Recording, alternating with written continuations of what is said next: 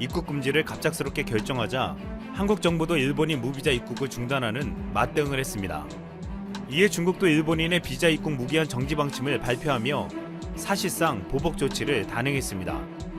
그런데 일본 내에서는 왜 하필 이 시기에 입국을 금지시켰냐는 비판이 나오고 있습니다. 중국과 한국은 한때 숫자가 급증했지만 최근에는 뚜렷한 감소세를 보이고 있기 때문입니다.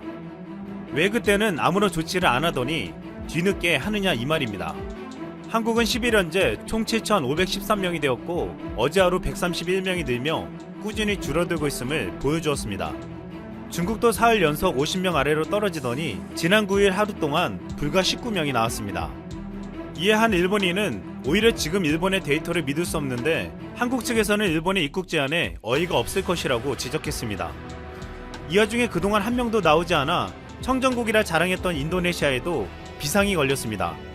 한 일본 여성이 인도네시아를 방문했다가 처음으로 전파해 최초로 2명이 나왔기 때문입니다.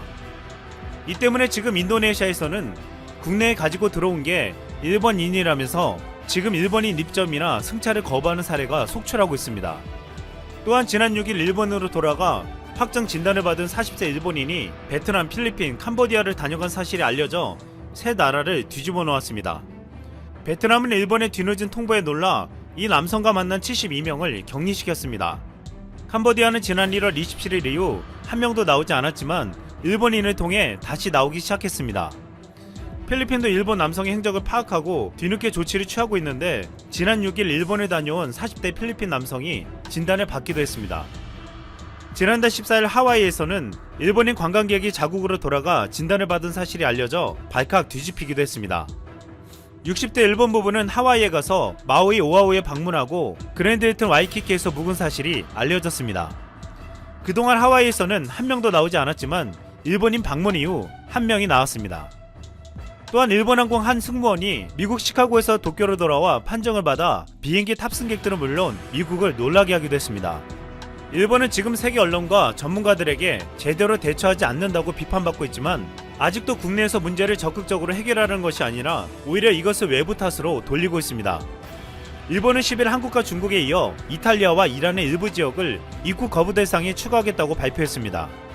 지난 5일 CNN은 일본 정부가 소극적으로 테스트해서 발표하는 숫자는 빙산의 일각이라고 비판했고 일본 니시우라 히로시 교수는 CNN과의 인터뷰에서 일본에서 실제 숫자는 10,000명이 넘을 것이라고 추정했습니다.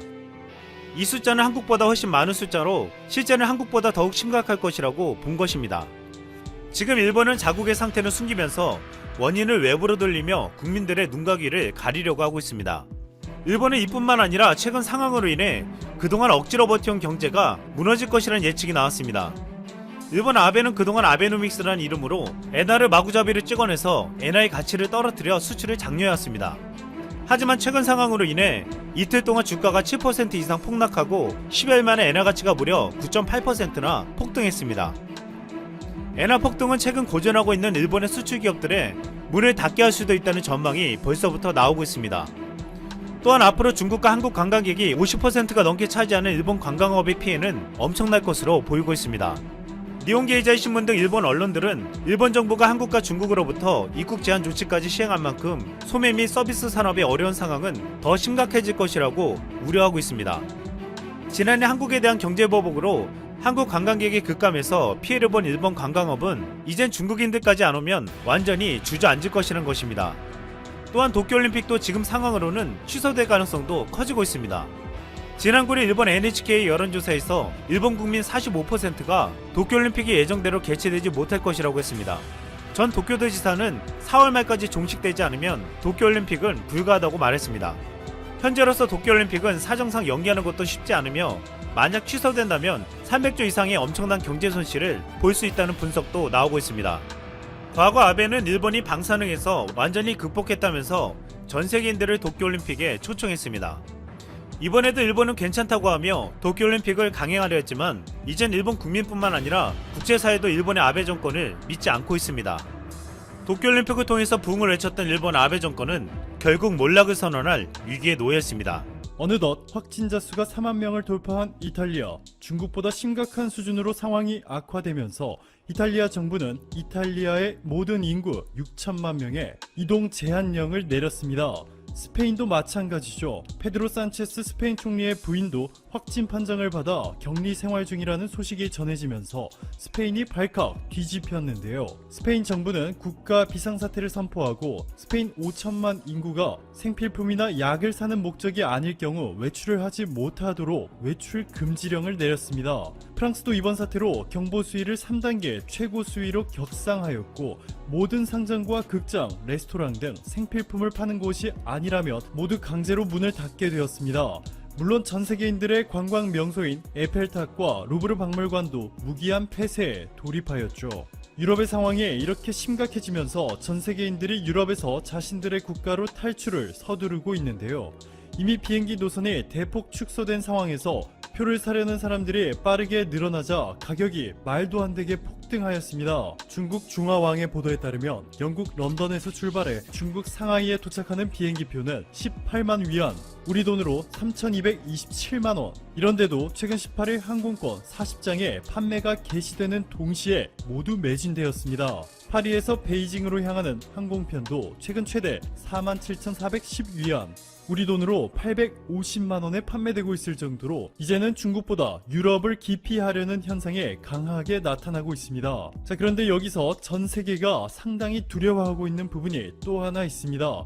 유럽에서 자신들의 국가로 한 번에 빠져나온 수천에서 수만 명에 달하는 국민들을 어떻게 관리할 것인지에 대해 골머리를 썩고 있습니다. 대부분의 국가들이 이 많은 사람들을 한 번에 검사할 능력과 장비도 없을 뿐만 아니라 검사 결과를 확인하기 위해서는 며칠을 기다려야 하는데 결과가 나오기 전까지 수천에서 수만 명을 한 번에 수용할 장소도 공항에 비치되어 있지 않습니다. 이에 결국 미국도 유럽에 대해 입국 금지라는 파격적인 조치를 발표하였는데요. BBC의 보도에 따르면 트럼프 미국 대통령이 생겐 지역에 방문한 사람들, 즉 독일, 프랑스, 이탈리아, 스페인 등 유럽에 가입된 22개의 회원국들과 스위스, 노르웨이, 아이슬란드, 리텐슈타인에 지난 14일간 방문했던 사람들은 앞으로 30일 동안 미국에 가는 것 자체가 불가능해졌습니다. 영국을 제외한 유럽에서 미국으로 가는 하늘길이 막혀버린 것이죠. 일본도 비슷한 상황입니다. 일본 정부는 최근 스위스, 스페인, 이탈리아 일부 지역과 아이슬란드 전역을 입국 거부 대상 지역에 추가하였고 유럽 대부분 지역에 입국 제한 조치를 취하기로 결정하였습니다. 자, 그런데 한국의 경우 이들과는 다른 놀라운 상황이 펼쳐지고 있습니다. 하루에 1000명이 넘는 사람들이 유럽에서 한국으로 들어오고 있는데 강제로 입국을 금지한다는 조치는 어디에도 찾아볼 수 없습니다.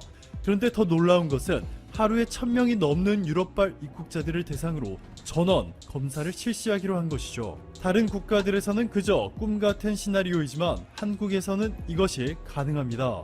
블룸버그 통신은 한국은 몇 주 만에 20만 건 이상의 검사를 실시하였고 이는 검사 진행이 기어다니고 있는 미국과는 상당히 대조적이라며 한국은 성공적이라 극찬하였습니다. 인천공항을 통해 한국으로 들어온 유럽발 입국자들은 검사 결과를 기다리는 동안 인천공항이 자체적으로 가지고 있는 격리실뿐만 아니라 SK무이연수원, 올림포스 호텔, 코렐 인재개발원, 법무연수원 등의 자가격리시설에 머무르게 되고 양성 판정이 나오면 병원으로 즉시 이송되고 음성 판정이 나올 경우 14일의 자가격리와 함께 능동 감시를 받게 됩니다. 국경 폐쇄라는 강제적이고도 극단적인 조치 없이도 이번 사태에 세계에서 가장 효과적으로 관리하고 위기를 극복해 나가고 있다는 것이 다시 한번 증명되었습니다. 월스트리트저널은 한국의 1인당 병상수가 세계 평균을 훌쩍 뛰어넘는다며 1인당 병상수가 OECD 평균의 3배, 1000명당 12개가 넘는다 전했고 한국에서 의사나 간호사가 확진 판정을 받아 좋지 않은 결과가 나타난 사례가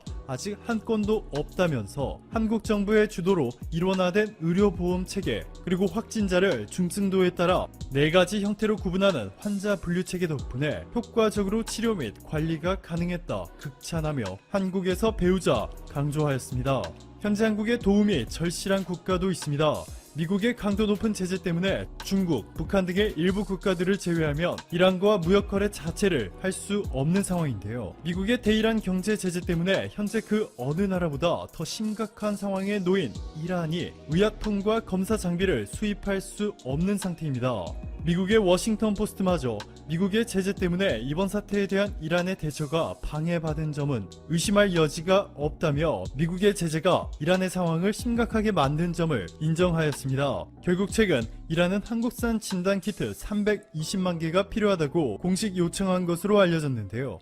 미국의 제재 때문에 이란과 금융거래를 하는 것 자체가 불가능해져 난감한 상황에 놓여 있습니다. 오늘도 감사합니다. 최고로 행복한 하루 보내시길 바랄게요.